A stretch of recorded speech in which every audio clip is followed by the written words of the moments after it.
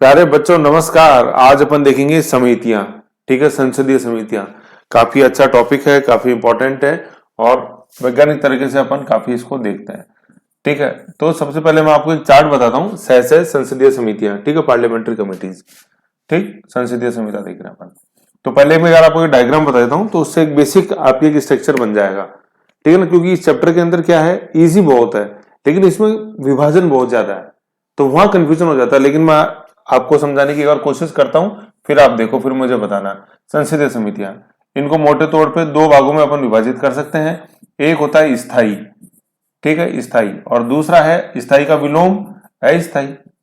ठीक है ना, और इसको अपन अस्थायी के अलावा इसको अपन तदर्थ भी बोल देते हैं, तदर्थ, और इंग्लिश में इसको बोलेंगे अपन एडहॉक।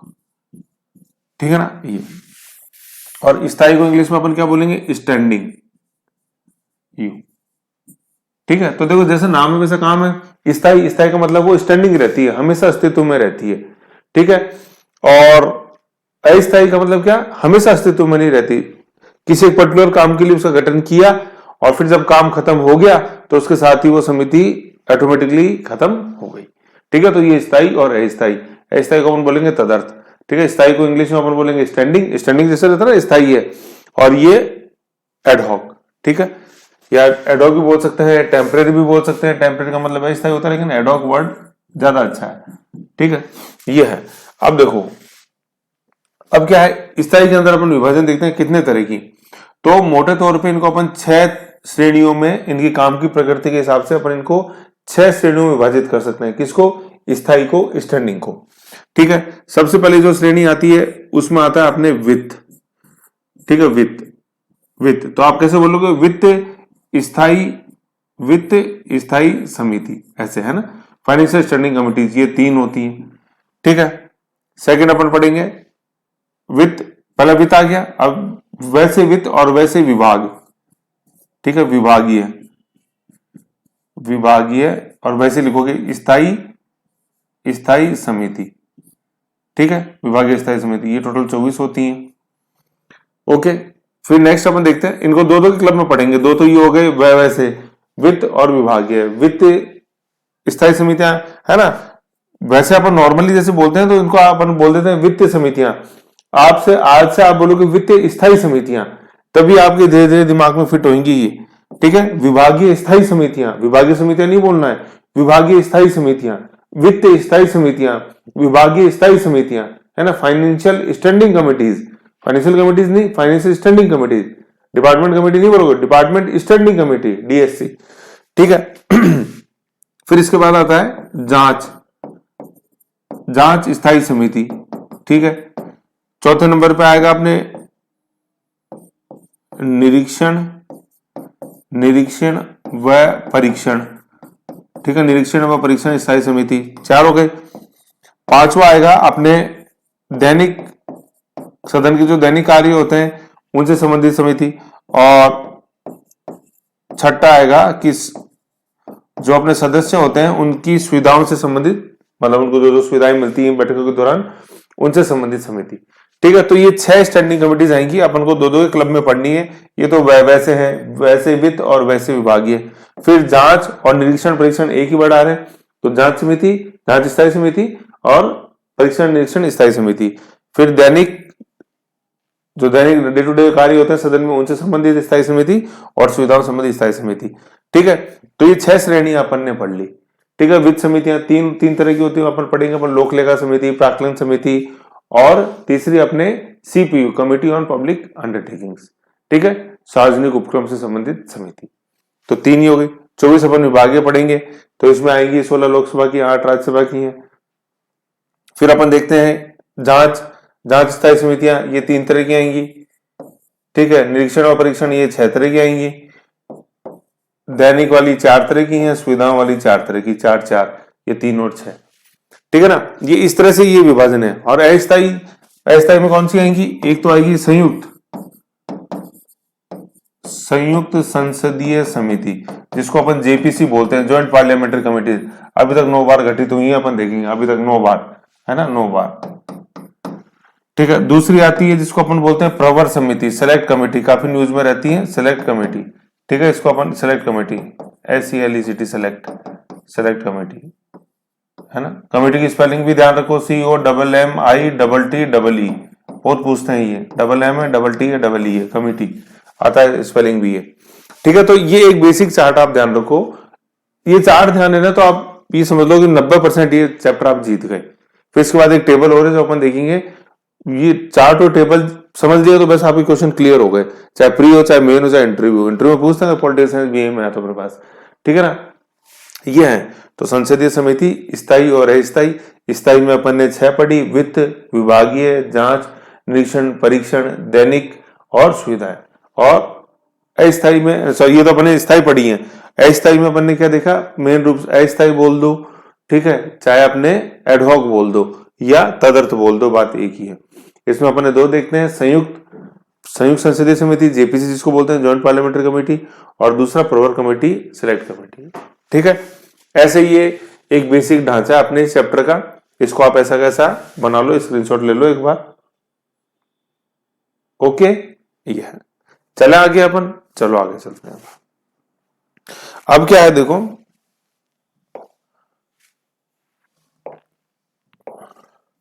ये यहां से अपना ये चैप्टर चालू होता है।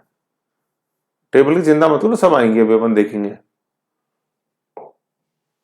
है ना। संसदीय समितियां, पार्लियामेंट्री कमेटीज, ठीक है। संसदीय समितियां प्रमुख 2 प्रकार की होती हैं, स्थायी और तदर्थ। स्थायी मैंने बता दिया स्टैंडिंग, तदर्थ बता दिया एडहॉक। स्थायी समितियां है ना, ये हटा दो, ठीक है। तो मैंने बताया था इधर स्थायी थी, इधर अस्थायी थी। तदर्थ लिख दो या अस्थायी लिख दो, बात एक ही है। स्थायी समितियां, कार्य की प्रकृति के अनुसार स्थायी समितियों को निम्नलिखित 6 श्रेणियों में विभाजित किया जा सकता है। कौन कौन सी है देखो 6 श्रेणियां, 6 श्रेणियां कौन कौन सी। सबसे पहले अपने देखा वित्त स्थायी समितियां, फाइनेंशियल स्टैंडिंग कमिटीज, ठीक है। पहले 6 के नाम देखो, वित्त, दूसरी विभागीय, तीसरी जांच, चौथी नियंत्रण व परीक्षण, 5वीं सदन के दैनिक कार्यों संबंधित, और 6ठी सदस्यों से सुविधाएं प्रदान करने संबंधित प्रावधान संबंधित स्थायी समिति। 6 हो गई, ठीक है। अब मैंने बताया ये तो ये होगी, पहले एक मोटा मोटा देख लें जो मैंने देखा था, 6 तो ये होगी, ठीक है ना, 6 हो गई। इसके बाद मैंने बताया आपको, अब इस टेबल को रहने दो, अब सब आ रहे हैं धीरे धीरे। फिर मैंने बताया था ये आ रही है, अभी एक एक का पढ़ेंगे, 1 2 3 सरकारी, है ना, डिपार्टमेंट स्टैंडिंग कमेटी। फिर उसके बाद मैंने आपको बताया था, उधर अपन देखा था तदर्थ, है ना, एडहॉक जो बोला था, अस्थायी समितियां, उसमें ये 2 तरीका की, संयुक्त संसदीय समिति, जॉइंट पार्लियामेंट्री कमेटी, और प्रवर समिति, सिलेक्ट कमेटी। समझ गए, ऐसे ही है, ठीक है। तो मोटा मोटा विभाजन मैंने आपको बता दिया, अपन इसको अब एक एक को देखते हैं। आ जाओ, सबसे पहले देखते हैं अपन स्थायी के अंदर वित्त स्थायी समितियां। हमेशा ऐसे बोलना वित्त स्थायी समितियां, कभी वित्त समितियां मत बोलना, वित्त स्थायी समितियां। ये टोटल 3 होती हैं, लोक लेखा समिति, प्राक्कलन समिति और सार्वजनिक उद्यम समिति, ठीक है। लोक लेखा पब्लिक अकाउंट कमेटी, प्राक्कलन एस्टिमेट कमेटी, एंड लोक लेखा अपने सॉरी लोक सार्वजनिक उद्यम मतलब कमेटी ऑन पब्लिक अंडरटेकिंग्स। सार्वजनिक उद्यम अपने क्या है, जैसे अपन पब्लिक डिपार्टमेंट जैसे देखते हैं, उनसे संबंधित ये सारे काम करती है। जैसे फॉर एग्जांपल, जैसे मैं बताऊं सार्वजनिक उद्यम अपने जैसे देखें,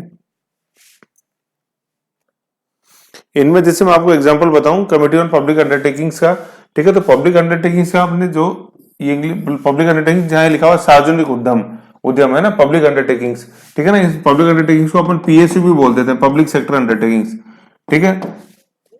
जैसे लिखा हुआ CPU, committee on public sector undertakings, public undertaking या पब्लिक सेक्टर अंडरटेकिंग्स, लोक उद्यम।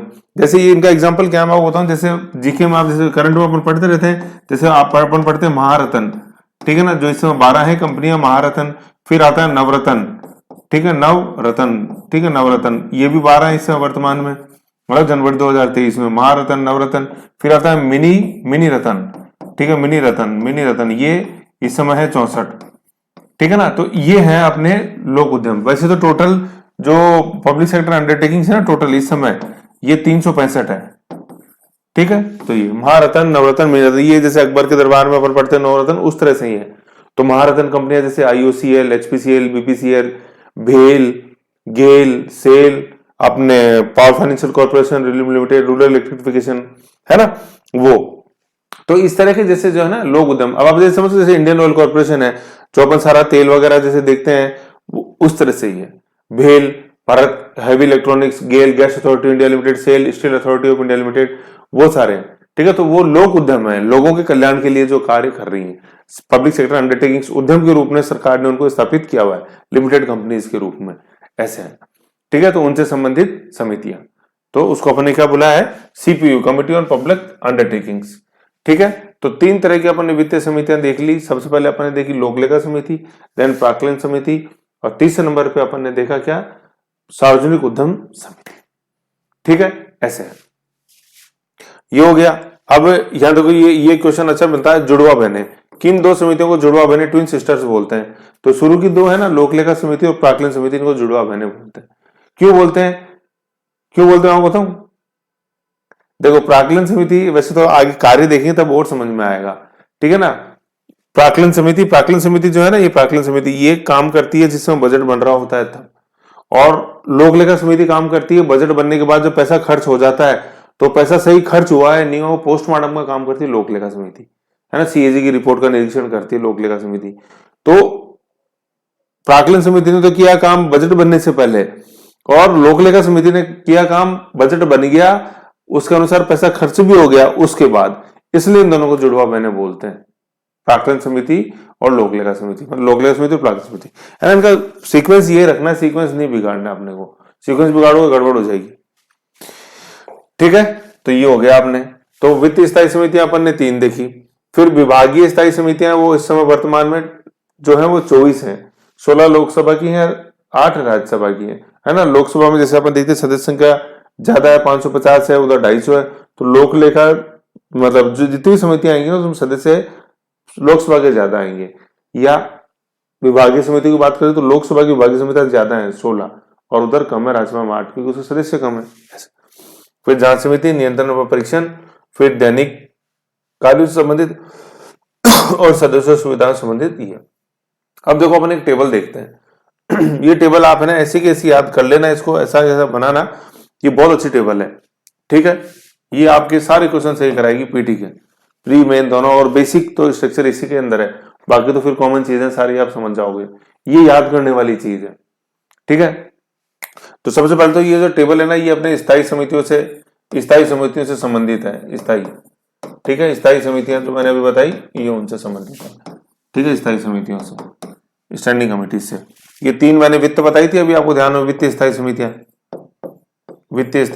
3 बताई थी, लोक लेखा, प्राक्कलन और सार्वजनिक उद्यम समिति, जिसमें मिनी रत्न, मतलब महारत्न, मिनी रत्न, नवरत्न बताया, ऐसे है महारत्न, नवरत्न और मिनी रत्न। फिर ये जो दूसरी मैंने बताई थी विभागीय, ये वो है विभागीय। ठीक है, और फिर ये तो 2 हो गई। फिर जो 3, 4, 5 है जांच, परीक्षण, दैनिक और सुविधाएं, है ना, उनका ऐसा कुछ नहीं है, ऐसे मतलब है तो सही, लेकिन वो इतना इंपॉर्टेंट नहीं है एग्जाम की दृष्टि से, उसको डिटेल में अपने नहीं जाना, सिर्फ बस नाम ही ध्यान रख लो आप। 3, 4, 5, 6 का स्थायी के अंदर सबसे इंपॉर्टेंट है ये 1 और 2 तरह की, वित्त और विभागीय, दोनों वह से आ रही है ना। पहला वह है वित्त और दूसरा वह है विभागीय, याद रखो, पहला वित्त, दूसरा विभागीय। वित्त को फाइनेंस है ना, फाइनेंशियल स्टैंडिंग कमिटीज, और दूसरा विभागीय को डिपार्टमेंट, विभाग को डिपार्टमेंट बोलते हैं, तो डिपार्टमेंट स्टैंडिंग कमेटी। ठीक है, तो सबसे पहले देखते हैं अपन पीएसी, लोक लेखा समिति, पब्लिक अकाउंट्स कमेटी, पीएसी। इसके अंदर टोटल देखो, ये यू लिखा हुआ है, ये टोटल सदस्य लिखे हुए हैं, फिर पहले लोकसभा के लिखे हुए, फिर राज्यसभा के लिखे हुए। सभी में देखोगे आप लोकसभा के ज्यादा है और राज्यसभा कम है, क्योंकि लोकसभा के सदस्य ज्यादा होते हैं। तो सबसे पहले अपन देखते हैं लोक लेखा समिति, इसमें कुल सदस्य कितने होते हैं, 22, जिसमें लोकसभा के कितने होते हैं, 15, और राज्यसभा के कितने होते हैं, 7। ठीक है, तो ये हो गया अपनी लोक लेखा समिति। दूसरी होती है अपने प्राक्कलन समिति, जिसको अपन बोलते हैं एस्टिमेट कमेटी। उसके अंदर टोटल सदस्य होते हैं 30, तो लोकसभा से कितने होते हैं, 30, और राज्यसभा से अब 0 हो जाएंगे ना, जब 30 के 30 लोकसभा से हो गए तो राज्यसभा से कितने होंगे, 0 होंगे। ठीक है ना, तो एक ही क्वेश्चन आता है कि वो कौन सी समिति है जिसमें सभी सदस्य लोकसभा से होते हैं, तो प्राक्कलन समिति, एस्टिमेट कमेटी। ठीक है, फिर एक क्वेश्चन अभी तक हालांकि बना नहीं, लेकिन बहुत इंपॉर्टेंट क्वेश्चन है रीजनिंग के हिसाब से, कि क्यों ये 30 के 30 लोकसभा से होते हैं, क्यों नहीं होते इसमें राज्यसभा के।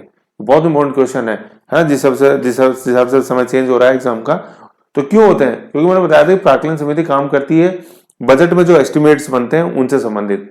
मैंने बताया था आपको 3 तरह के एस्टिमेट्स होते हैं, actual estimate, revise estimate and budgetary estimate, AEBRE है। नहीं तो अगर नहीं आ रहे समझ में ना, तो आर्टिकल नंबर 112 पहले देखो, बजट वाला, वार्षिक वित्तीय विवरण, सब कुछ उसमें समझा रखा है मैंने, बहुत अच्छे एग्जाम्पल से। तो वो जो एस्टिमेट्स होते हैं ना वो बजट से संबंधित होते हैं। तो बजट क्या होता है, धन विधेयक होता है, और धन विधेयक से संबंधित जो पावर है, डोमिनेंट पावर, वो किसके पास है, लोकसभा के पास है। राज्यसभा में तो सिर्फ 14 दिन ही रुकता है, या तो कर देगी, नहीं करेगी तो ऑटोमेटिक पास माना जाएगा राज्यसभा से, ऐसे। तो इसलिए जो है प्राक्कलन समिति के 30 सदस्य 30 के 30 लोकसभा से है, वित्त विधेयक होने के कारण, बजट के वित्त विधेयक होने के कारण। और प्राक्कलों का संबंध बजट से है, बजट चूंकि अपने क्या है, वित्त विधेयक होता है, वित्त विधेयक के संदर्भ में लोकसभा को सर्वमत शक्तियां ज्यादा है ना, इसलिए प्राक्कलन समिति के सभी सदस्य लोकसभा से होता है। कारण जानना जरूरी है, कथन कारण में क्वेश्चन आए तो, है ना। कथन आ गया प्राक्कलन समिति एस्टिमेट कमेटी के सभी सदस्य लोकसभा से होते हैं, कथन आ गया, कथन तो ये आ गया, कारण आ गया क्योंकि प्राक्कलों का संबंध बजट से होता है और बजट धन विधेयक होता है, ऐसे। तो कथन कारण दोनों सही है, और कथन की पुष्टि करता है कारण, ऐसे, ठीक है ना, ऐसे अपन ध्यान रखना है। तीसरा अपन देखते हैं सार्वजनिक उद्यम समिति। सार्वजनिक उद्यम समिति तो CPU, committee on public undertaking, या सीपीएसयू भी कर सकते हो, पब्लिक सेक्टर अंडरटेकिंग्स, कोई उसमें वो दो राय नहीं है। सीपीयू बोल दो तो कमिटी ऑन पब्लिक अंडरटेकिंग्स, या सीपीएसयू बोल दोगे तो भी सही है। पीएसयू आ गया, committee on public sector undertakings, PSU बोल दो क्योंकि पीएसयू शब्द ये जबान पे चढ़ा हुआ रहता है, पब्लिक सेक्टर अंडरटेकिंग, सीपीएसयू कर दो, सीपीएसयू, है ना। सी क्या है, committee on public sector undertakings, ऐसे, एक मिनट रुको, है ना। तो उसमें सी क्या है, सी अपने है committee on public sector undertakings, ठीक है, ऐसे है। उसके अंदर टोटल सदस्य जैसे अपन लोक लेखा समिति में देखे वो का वो सीन इसके अंदर है कि 22 होते हैं, 15 लोकसभा से और 7 राज्यसभा से। तो कहने का मतलब पहली और तीसरी जो है वित्तीय स्थायी समितियों में, जो पहली है मतलब लोक लेखा समिति, और जो तीसरी है CPSU committee on public sector undertakings, उन दोनों के अंदर संरचना समान है, 22 है, 15 लोकसभा से है, 7 राज्यसभा से, ऐसे, ठीक है। तो ये अपन को ध्यान में रखना है, इस तरह से पूरा इसमें लिखा हुआ। फिर नेक्स्ट देखते हैं अपन विभागीय स्थायी समितियां, डिपार्टमेंटल स्टैंडिंग कमिटीज। ये वर्तमान में टोटल कितनी है, 24 है, वर्तमान की बात कर रहा हूं मैं, ठीक है, 24, ठीक, कितनी है, 24 है वर्तमान में, ठीक। जैसे अपन देखेंगे शुरू के अंदर 1993 से स्थापित करी, जब 17 थी, फिर बाद में 2004 में 7 और जोड़ दी, 17 7 24 हो गई। तो वर्तमान में कितनी है, 24 है। इसमें से 16 लोकसभा की हैं और 8 राज्यसभा की हैं, 16 और 8 24 हो गई। तो पहले तो बोलते हैं कि डिपार्टमेंट स्टैंडिंग कमिटीज, है ना, कमेटी की बात कर रहे हैं अपन, कुल कितनी है डिपार्टमेंट स्टैंडिंग कमिटीज, 24 है। जैसे अपन ने देखा वित्तीय समितियां कितनी है, कुल 3 है। इस तरह से डिपार्टमेंट स्टैंडिंग कमेटी टोटल कितनी है, 24 है, ठीक है, ऐसे। लोकसभा कितनी है, 16, राज्यसभा कितनी है, 8। एक तो ये क्वेश्चन है। फिर आता है कि डिपार्टमेंटल स्टैंडिंग कमिटीज जो होती है ना, इसके अंदर 24 है, हर के अंदर कितने मेंबर होंगे, ठीक है। तो मैक्सिमम मेंबर जो होते हैं डिपार्टमेंट, प्रत्येक डिपार्टमेंट स्टैंडिंग कमेटी में, वो 45 हो सकते हैं। मैक्सिमम की बात कर रहे हैं, वर्तमान की बात नहीं कर रहे, मैक्सिमम जो हो सकते हैं, मैक्सिमम 45 हो सकते हैं, 30 होते हैं लोकसभा से और 15 होते हैं राज्यसभा से, वो तो मैक्सिमम है। लेकिन वर्तमान में कितने हैं, वर्तमान में प्रत्येक विभागीय समिति के अंदर 31 सदस्य हैं, जिसमें से 21 लोकसभा से हैं और 10 राज्यसभा से। भाई मैक्सिमम तो 45 हो सकते हैं, 30 और 15, लेकिन अब भी है 31, ठीक है, 31, जिसमें 21 है लोकसभा में से और 10 है राज्यसभा से, ऐसा इसमें लिखा हुआ आपने। डिपार्टमेंट स्टैंडिंग कमेटीज टोटल, है ना, संख्या में कितनी होती है, ये यहाँ संख्या बता रखी है कि संख्या में कितनी होती है, संख्या में होती है 24, 16 और 8, 16 लोकसभा से 8 राज्यसभा की, ठीक है। मतलब 16 डिपार्टमेंट स्टैंडिंग कमेटीज लोकसभा की होती है, 8 राज्यसभा की होती है, वो लिस्ट देखेंगे। फिर डिपार्टमेंट स्टैंडिंग कमेटीज के अंदर मेंबर्स कितने होते हैं, प्रेजेंट में कितने हैं टोटल, मतलब 31, मतलब प्रत्येक जो है ना, प्रत्येक विभागीय समिति डिपार्टमेंट स्टैंडिंग कमेटी, इसमें 31 मेंबर होते हैं, जिसमें 21 लोकसभा से होते हैं, 10 राज्यसभा से होते हैं। और department standing committee members maximum कितने हो सकते हैं, 45 हो सकते हैं, 30 लोकसभा से और 15 राज्यसभा से, ठीक है, ये चीज है, समझ गए। ऐसे अपन को ये चीज ध्यान रखनी है।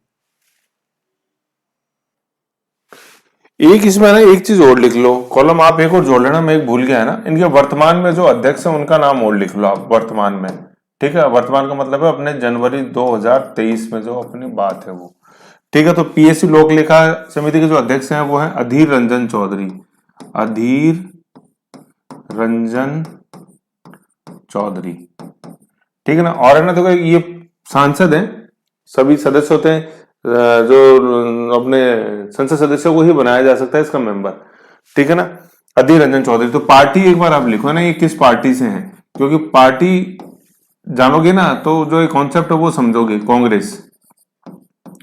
ठीक है ना। तो देखो 2023 में इस समय जो सरकार है वो नरेंद्र मोदी है पीएम, बीजेपी की सरकार है एनडीए।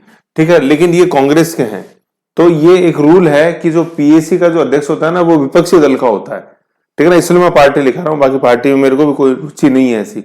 लेकिन चूंकि कांग्रेस का, तो मतलब 23 में सरकार बीजेपी की, फिर एक सर कांग्रेस का क्यों? क्योंकि ये रूल है कि लोक लेखा समिति का जो अध्यक्ष होता है वो विपक्ष का होता है।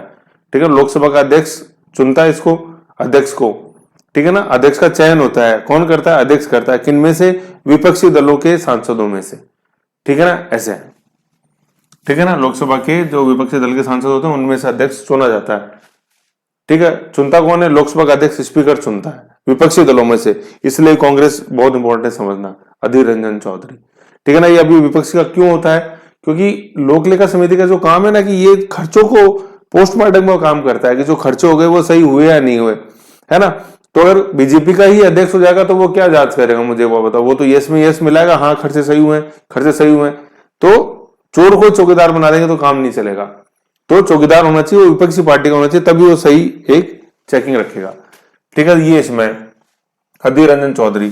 फिर जो अपन एस्टिमेट कमेटी के अध्यक्ष देखते हैं वर्तमान के अंदर, वो है गिरीश बापट। गिरीश बापट।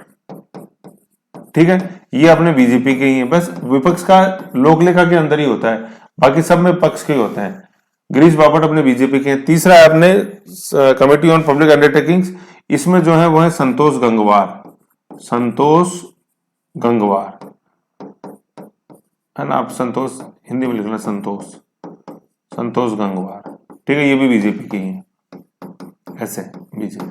ठीक है ना, तो इन तीनों के अध्यक्ष जैसे ध्यान रख लो, अच्छी चीज है समझ में, मतलब टेबल में आप जोड़ लेना। Adhir Ranjan Chowdhury Congress, Girish Bapat BJP estimate committee, and CPSU committee on public sector undertakings is अपने संतोष गंगवार बीजेपी से। तो विपक्ष वाला कॉन्सेप्ट सिर्फ एक में ही है, किसमें? लोक लेखा के अंदर। एस्टिमेट कमेटी बजट बनना है तो सरकार की हाँ में मिलाना बहुत जरूरी, तभी तो एस्टिमेट सही बनेंगे। तो और committee on public sector undertakings अच्छी तरह से वो काम करें, एक अच्छा मैसेज जाए, इसलिए विपक्षी दल का नहीं होता, सरकार का ही होता है। जिसकी सरकार है लोकसभा में, है ना, सरकार मतलब लोकसभा बहुमत जिसमें है, वो उसी का ये अध्यक्ष अपने सीपीएसयू के अंदर होता है। समझ गए? ऐसे है। तो ये कांग्रेस याद रखोगे ना तो अपने आप आपको क्वेश्चन सही हो जाएगा। अध्यक्ष विपक्ष का होता है, ये आता है। निम्न में से कौन सा कथन लोकलेखा कमेटी से सदस्य के संदर्भ में सही है या नहीं है? कुल सदस्य 22, लोकसभा से 15, राज्यसभा से 15। अध्यक्ष विपक्षी का होता है, अध्यक्ष का निर्वाचन चयन जो है वो अपने कौन करता है? लोकसभा अध्यक्ष करता है। तो सभी कथन सही है। फिर देखेंगे अपन ये 1919 का जो मॉन्टेग्यू फॉर रिफॉर्म्स था उसमें, तब से है ये पीएससी। समझ गए? तो ऐसे ही अपने एक ढांचा अपन ने बेसिक मैंने बताया। ओके, फिर आगे अपन अब आगे बढ़ते हैं इसके अंदर, आगे बढ़ते हैं। लोक लेखा समिति, पब्लिक अकाउंट्स कमेटी। ओके,